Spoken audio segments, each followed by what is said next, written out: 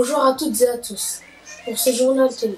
Ce journal télévisé sera présenté par Christian Tour et nous aurons deux invités spéciaux.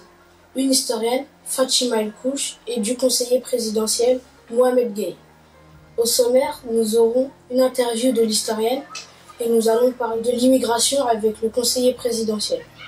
Et pour clore le tout, nous allons faire un débat sur les sports avec les citoyens. Bonjour à tous. Donc, je suis Fatima El Kouch, comme vous l'a dit le présentateur. Je suis historienne depuis 10 ans. Aujourd'hui, je vais vous parler de la commémoration de l'esclavage ainsi que du port négrier de Nantes. La commémoration de l'esclavage a lieu le 10 mai. Les esclaves sont capturés en Afrique de l'Ouest, à Luango. Ils sont capturés par des razzias lors de guerre pour punir les crimes et les vols. Où sont-ils emmenés? Aux Antilles. Qu'est-ce que la traite négrière? La traite négrière, c'est le transport d'esclaves, en particulier de l'Afrique vers d'autres continents. Quel était le travail des esclaves? Ils se levaient très tôt pour travailler dans les champs de cacao et de canne à sucre toute la journée. On peut ajouter que leur travail était très pénible. Quel rôle exactement possède le port de Nantes? C'est un centre administratif et commercial européen. C'est là-bas que les bourgeois vont se fournir en bateau, en navire. Je suppose que seuls les bourgeois pouvaient se permettre de diriger des navires pareils. Oui, il faut de l'argent et du pouvoir. Vous ne verrez jamais à cette époque un paysan diriger un navire. En général, les générations riches étaient déjà dans le commerce international. Je travaille pour l'INSEE, Institut national de la statistique et des études économiques. Aujourd'hui, je vais vous présenter un rapport comportant mes analyses sur l'immigration en France et en Europe. Tout d'abord, les immigrés sont des personnes nées à l'étranger et résidant en France. Ils représentaient 8,8% de la population en France en 2013. L'immigration a augmenté à partir de 2009. Chaque année, environ 200 000 immigrés viennent ici. 50 000 meurent et 60 000 ne restent pas. Sachant que la plupart des immigrés viennent d'Europe. La tranche d'âge majoritaire est de 25 à 54 ans. Mais ce n'est pas tout. Pour faciliter la circulation dans les pays de l'Union européenne, le programme Erasmus a été mis en place. Ainsi, les membres de l'Union européenne peuvent résider et faire des études dans n'importe quel autre État. Ils s'installent principalement dans des grands pôles urbains comme Paris. Mais pourquoi les migrants s'installent-ils en Europe? Eh bien évidemment, tout simplement car l'Europe est facile d'accès, elle a une bonne situation économique, politique et sociale. Aussi, les pays européens sont très présents dans les langues étrangères.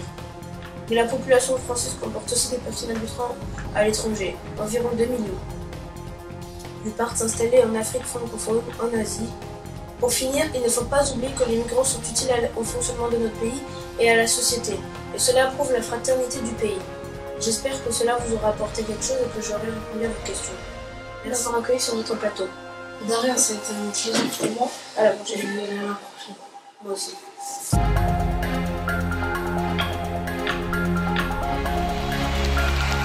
La question est, doit-on endurcir les lois sur le sport?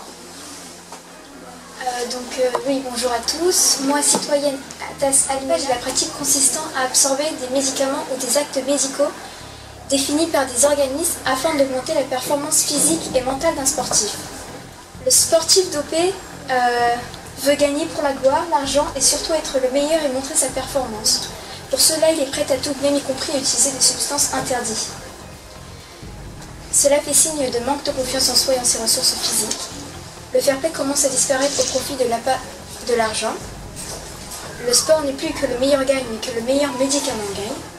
De plus, c'est un véritable danger pour l'organisme. Elle provoque des dysfonctionnements très sérieux, des conséquences préjudiciables à la performance et surtout à la santé. Troubles cardiaques, si vous voulez, crise cardiaque, troubles psychiques, hallucinations, perte de la mémoire, agressivité incontrôlable.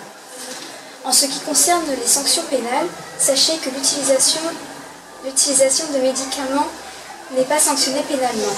En revanche, s'ils détiennent une ou deux substances ou méthodes interdites, ils risqueraient une punition d'1 an d'emprisonnement et de 3 750 € d'amende, comme le cycliste brésilien Kleber da Silva et la nageuse chinoise Chen Zhiying. Je suis d'accord avec vous, donc la seule solution pour limiter cette triche qui est de se doper, c'est d'augmenter les sanctions afin qu'il y en ait moins. Parce que s'il y a encore des personnes qui se dopent, ça veut clairement dire que les sanctions ne sont pas assez dures pour les en dissuader. Donc comme elle l'a dit, il faudrait augmenter les amendes, instaurer de la prison avec sursis et bannir le joueur de son sport afin qu'il ne récolte plus les fonds si ça peut l'aider à payer les amendes. Oui, je suis tout à fait d'accord avec vous deux, parce que ça peut aggraver leur santé, surtout que c'est très chimique, ces médicaments. D'accord et pas d'accord. Je suis pas d'accord parce que arrêter les sportifs, les priver de leur sport, je pense pas que ça soit une bonne solution. Je pense qu'on devrait les faire arrêter de pratiquer leur sport pendant quelques années, puis les remettre en amateur. Et je suis d'accord parce que le dopage est non seulement une triche sportive, mais provoque aussi des maladies qui peuvent être graves, voire mortelles.